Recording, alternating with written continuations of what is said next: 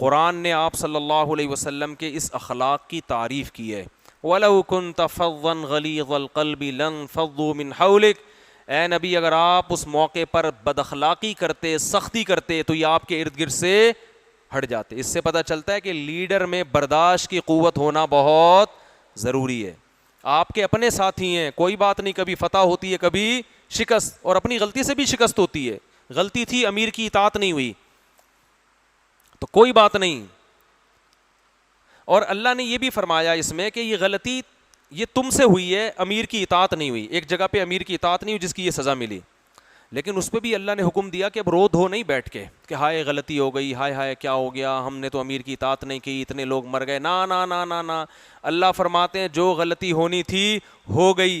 یہ سوچ کے خوش ہو جاؤ کہ اس شکست میں بھی حکمت ہے. وہ حکمت یہ ہے کہ بہت سے لوگوں کو اللہ شہادت کے مرتبے پر فائز کرنا چاہتا تھا.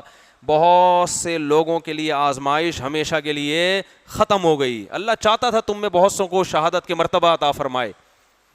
کتنا بڑا سبق ملتا ہے ہمیں کہ بھائی ہماری اپنی غلطی پر بھی اگر کوئی سزا ہمیں مل رہی ہے تو آئندہ غلطی کی اصلاح کی تو کوشش کرو, مگر ہائے ہوئے بیٹھ کے کرتے رہنا یہ اسلام میں پسندیدہ کام بولو نہیں. وہ ہو گئی مٹی پاؤ, پنجابی میں کہتے ہیں مٹی پاؤ. یار اسلام آگے بڑھاتا ہے آپ کو. روتے رہتے ہیں ابے تو نے یہ کیوں کیا, ابے تو نے یہ کیا کیوں, یا کاش کاش بیٹھ کے کرتے رہتے, کاش میں ایسا نہ کرتا, کاش میں ایسا نہ کرتا. بھائی بس ایک دفعہ کافی ہے. اب یہ سوچو جو مقدر میں تھا بولو ہو گیا. اسی لیے قرآن نے ایسے موقع پہ پھر سورہ آل عمران میں آیتیں نازل ہوئیں. یا ایھا الذین آمنوا, بہت اہم آیتیں ہیں. اے ایمان والو, لا تکونوا کالذین کفروا, کافروں کی طرح باتیں مت کیا کرو. اذا ضربوا فی الارض, کافر جب زمین میں سفر کے لیے نکلتے ہیں یا جنگ کے لیے نکلتے ہیں اور مارے جائیں یا سفر میں نقصان ہو جائے تو پیچھے ان کے گھر والے کیا کہتے ہیں, اگر یہ سفر میں نہ نکلتے, اگر یہ جنگ میں نہ جاتے تو یہ نہ مرتے, ان کو نقصان نہ ہوتا. اللہ فرماتے ہیں کافر پر یہ باتیں سوٹ کرتی ہیں. اللہ کافروں کو ان باتوں کی توفیق اس لیے دیتا ہے لیجعل اللہ ذلک حسرۃ فی قلوبہم, تاکہ ایک غم جو ان کو پہنچا ہے نا, سوچ سوچ کے وہ ڈبل غم ہونے لگے ان کو. ہائے یوں نہ کرتے تو کیا ہو جاتا. تو اب لوگ بلیاں ڈال رہے ہوتے ہیں, انہوں نے کیا ہے, اس نے کیا ہے, اس نے کیا ہے. ٹھیک ہے نا, جو ہو گیا ہو گیا, مقدر میں تھا. تو اللہ نے فرمایا کافروں کی طرح ایسے باتیں نہ کیا کرو کہ اگر یوں ہوتا تو یوں. ہاں آئندہ کے لیے اصلاح عمل کے لیے یہ سوچنا ٹھیک ہے کہ اپنی غلطیوں کی ہم اصلاح کر لیں, آئندہ وہ غلطی ہم دوبارہ نہ دہرائیں. اتنی حد تک تو ٹھیک ہے, لیکن اس پہ کہ یہ مصیبت کیوں آئی, بھائی یہ تو آنی ہی تھی, یہ غلطی ہم سے ہونی تھی, بس یہ ہو گیا. تو قرآن کہتا ہے واللہ یحیی و یمیت, تم کافروں کی طرح ایسی باتیں نہ کیا کرو. موت زندگی کس کے ہاتھ میں ہے, اللہ کے ہاتھ. اور آگے اللہ نے فرمایا وَلَئِن قُتِلْتُمْ فِي سَبِيلِ اللَّهِ, یہ جو منافقین کہہ رہے ہیں اگر غزوہ احد میں ہم نہ نکلتے تو مر جاتے, تو جو مر گئے ہیں وہ اللہ کے پاس گئے ہیں, اللہ ان کو اجر دے گا. منافقین نے نا غزوہ احد میں بہت پروپیگنڈا کیا تھا, دیکھو مروانے کے لیے ہم کو لے گئے تھے, ہم تو منع کر رہے تھے مت جاؤ مت جاؤ مت جاؤ, پھر بھی لے گئے, مروا دیا, ہم صحیح کہہ رہے تھے نا. ایسے فسادی ہر معاشرے میں ہوتے ہیں جو آپ کو مشورہ دیتے ہیں کہ یہ کام کرو, آپ اس کے مشورے پر عمل نہ کریں اور نقصان ہو جائے نا تو ساری زندگی تانے دیتے ہیں.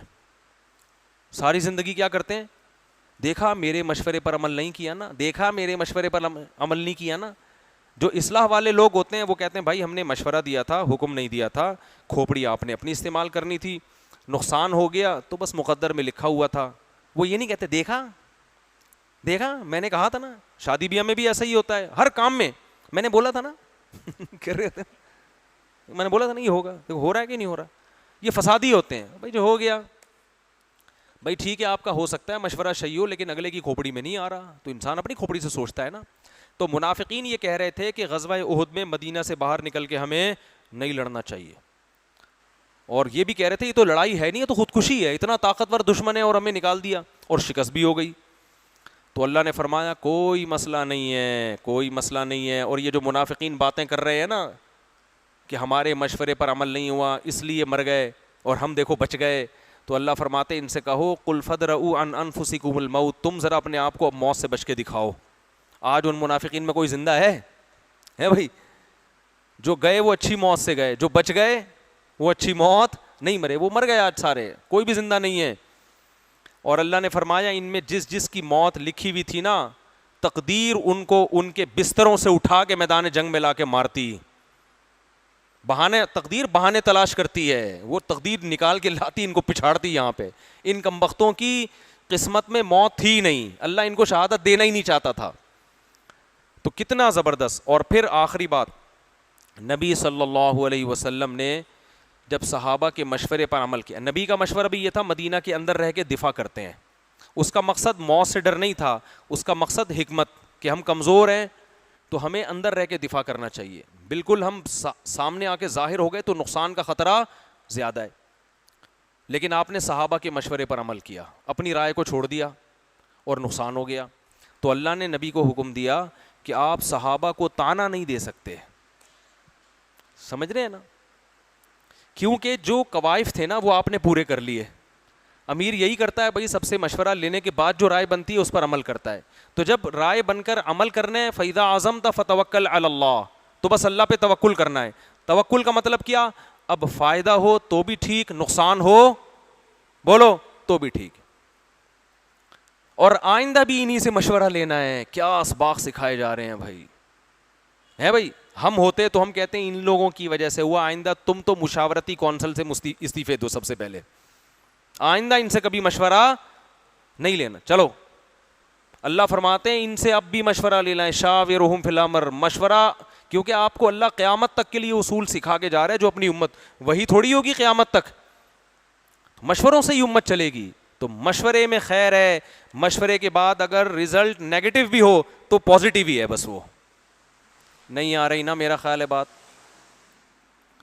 نقصان بھی ہو تو وہ نقصان نہیں ہے, وہ کیا ہے, فائدہ ہے. اس میں بہت سی حکمتیں جو ہماری سمجھ میں نہیں آ رہی. تو اللہ نے فرمایا کہ اب بھی مشورہ لینا ہے, ان کو عار نہیں دلانی ہے. اور آپ نے اچھا کیا, آپ نے ان کا حوصلہ بلند کیا, سختی نہیں کیا آپ نے, جس کی وجہ سے ان کو موٹیویشن ملی, صحابہ دوبارہ کھڑے ہو گئے.